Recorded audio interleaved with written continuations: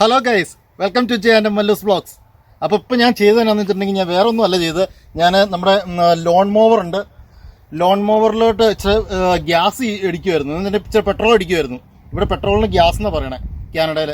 അപ്പോൾ അതിന് ഗ്യാസ് ഇടുക പുല്ല് വെട്ടാൻ, എൻ്റെ കുറേ നാളായി പുല്ല് വെട്ടിയിട്ട് ഇപ്പം പുല്ല് വെട്ടുന്ന പരിപാടികളൊക്കെ ഒന്ന് ചെയ്യാൻ ഓർത്തുകൊണ്ടാണ് ഇരുന്നത്. ഇന്നിപ്പം 2 ദിവസം അവധിയാണ് ഇനി നമുക്ക്, അതുകൊണ്ട് എന്നാ പറയുക, ശനിയാഴ്ച ഞായറാഴ്ച അവധി ആയതുകൊണ്ട് ഇന്ന് വെള്ളിയാഴ്ച വൈകുന്നേരമാണ്. വെള്ളിയാഴ്ച വൈകുന്നേരം ഒന്ന് പുല്ലൊക്കെ വെട്ടി ഒന്ന് ചെടികൾക്കൊക്കെ ഒന്ന് വെള്ളം ഒഴിക്കുക ഒന്ന് ഓർത്തുനിന്ന്.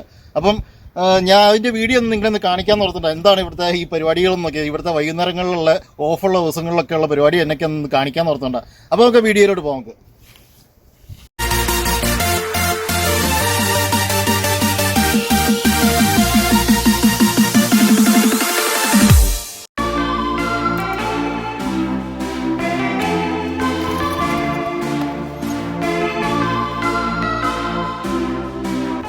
കുറേ ദിവസം അതിനകത്ത് ഗ്യാസ് ഇല്ലാതിരുന്നിട്ട്, അതുകൊണ്ട് സ്റ്റാർട്ടാകാൻ വെച്ചിട്ട് ബുദ്ധിമുട്ടാണ്.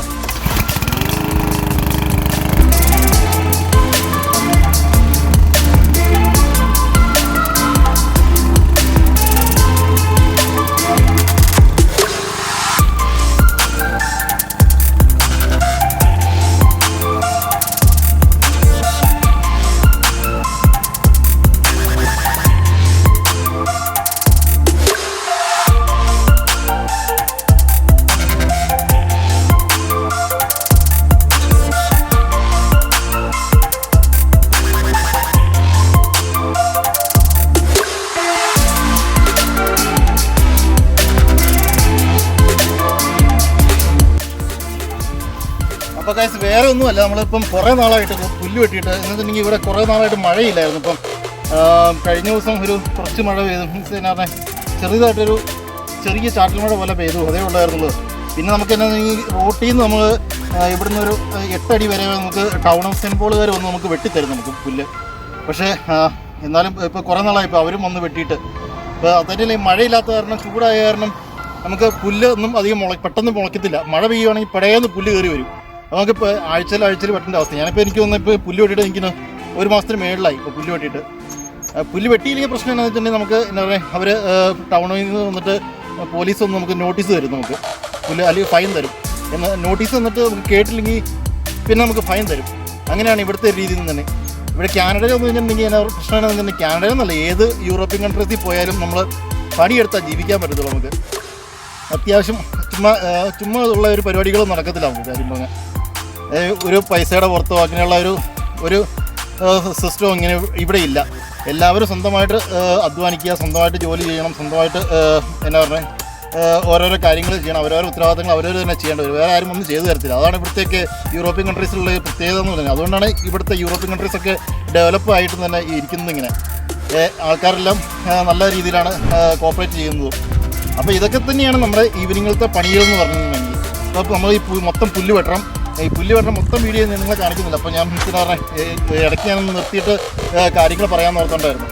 അപ്പം ഇതൊക്കെയാണ് ഇവിടുത്തെ കാര്യങ്ങൾ. നമ്മൾ പുല്ല് വെട്ടുക എന്നുള്ളതാണ് മെയിനായിട്ട് ഇവിടുത്തെ നമുക്ക് പരിപാടി. ഇപ്പോൾ 3-4 ദിവസം എനിക്ക് ഡ്യൂട്ടി ആയിരുന്ന കാരണം അതിനുള്ള സമയമൊന്നും കിട്ടിയില്ല. അപ്പം അയൽക്കത്തുള്ള എല്ലാ ആൾക്കാരെല്ലാം പുല്ല് വെട്ടി, നമ്മളവിടെ പുല്ല് വെട്ടിയിട്ടില്ല. അപ്പം കുറച്ചും കൂടെ വളർന്നു കഴിഞ്ഞാൽ നമുക്കൊന്ന് നോട്ടീസ് തരും, നമുക്ക് ടൗണിൽ നിന്ന് വന്നിട്ട്.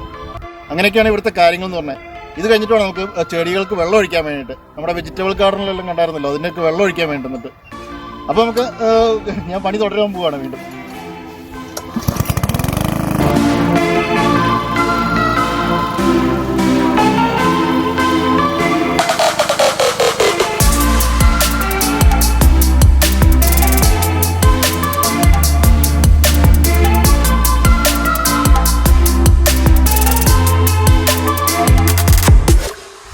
കണ്ടോ, അപ്പോൾ നമ്മുടെ ഇവിടെ ഫ്രണ്ട് ഫുള്ള് നമ്മൾ വെട്ടിക്കഴിഞ്ഞു. നമ്മൾ ഫുള്ള് ക്ലീനാക്കി നമ്മളിപ്പം പുല്ല് വെട്ടിയിട്ട്. കണ്ടോ,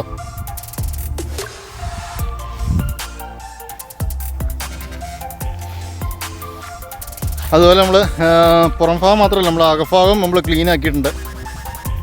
ഇവിടെ നമ്മൾ അത്യാവശ്യം വെട്ടി ക്ലീനാക്കി. നമ്മൾ ഇവിടെ ഇനി നമുക്ക് അടുത്ത പണിയാണ് തന്നെ നമ്മൾ വെള്ളം ഒഴിക്കുക എന്നുള്ളതാണ്. നമുക്ക് നമ്മുടെ വെജിറ്റബിൾസ് ഉണ്ടല്ലോ, വെജിറ്റബിൾസിൻ്റെ എൻ്റെ വെജിറ്റബിൾ ഗാർഡൻ്റെ വീഡിയോ ഞാൻ ഇട്ടിട്ടുണ്ട് യൂട്യൂബിൽ. ആവശ്യമുള്ളവർക്ക് എൻ്റെ യൂട്യൂബിൽ പോയി കാണാം. ഗൈസ് നമ്മളപ്പോൾ പുല്ലൊക്കെ വെട്ടി കഴിഞ്ഞിരിക്കുകയാണ്. നമ്മളെ ഫ്രണ്ടും എല്ലാം പുല്ല് വെട്ടി, നമ്മളിപ്പോൾ ഇവിടെ പുല്ല് വെട്ടി. ഇനി നമ്മൾ നമ്മുടെ വെജിറ്റബിൾ ഗാർഡനിൽ വെള്ളം ഒഴിക്കുക എന്നുള്ളതാണ് അടുത്ത പണി നമുക്ക്. അപ്പം നമുക്ക് ഈ ലോൺ മോവർ നമ്മൾ പണിയായുധങ്ങളെല്ലാം വെച്ചേക്കുന്ന സ്ഥലത്ത് കൊണ്ട് കയറ്റിക്കുക. നമ്മുടെ ഡെക്കിൻ്റെ അടിയിലാണ് നമ്മൾ ഇതെല്ലാം വെക്കുന്നത്.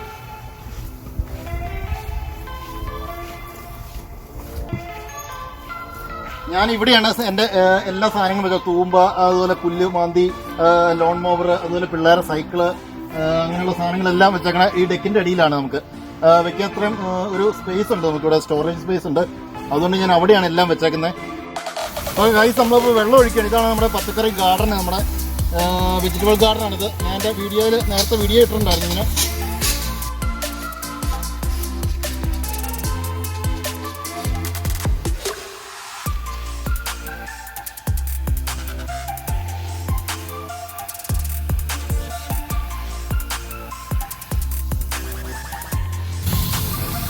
ഇപ്പോഴാണെങ്കിൽ ഭയങ്കര വെയിലാണ്. മഴ പെയ്തിട്ട് കുറേ ദിവസമായി. അതുകൊണ്ട് നമുക്ക് എല്ലാ ദിവസവും വെള്ളം ഒഴിച്ചില്ലെങ്കിൽ ഇതെല്ലാം പോവും. നമ്മൾ ഇത്രയും വളർത്തിക്കൊണ്ട് വന്ന എല്ലാം വെറുതെ ആയി പോകും നമ്മൾ.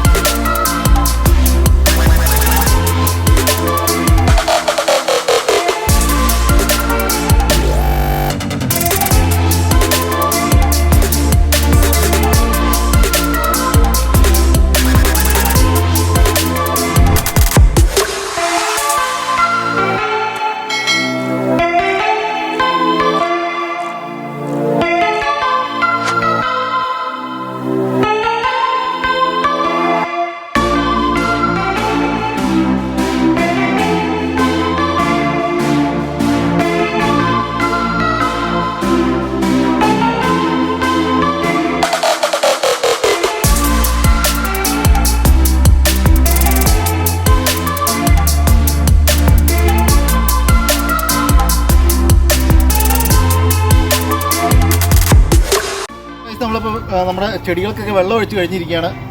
ഇനി നമ്മൾ ഇതൊക്കെയാണ് നമ്മുടെ. അപ്പം ഒരു വൈകുന്നേരത്തെ പണിയെന്ന് പറഞ്ഞിട്ടുണ്ടെങ്കിൽ പുല്ലുവെട്ടിൽ നമുക്ക് എപ്പോഴും പുല്ലുവെട്ടിൻ്റെ ആവശ്യമില്ല.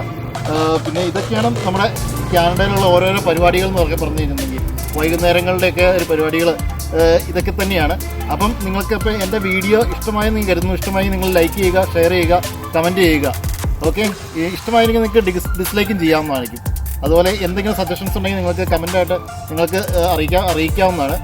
അപ്പോൾ അടുത്ത വീഡിയോയിൽ ഞാൻ അതിനനുസരിച്ച് മാറ്റങ്ങൾ വരുത്തുന്നതായിരിക്കും. അപ്പം വീണ്ടും ഒരു വീഡിയോ കാണുന്നതും വരെ ബൈ ബൈ.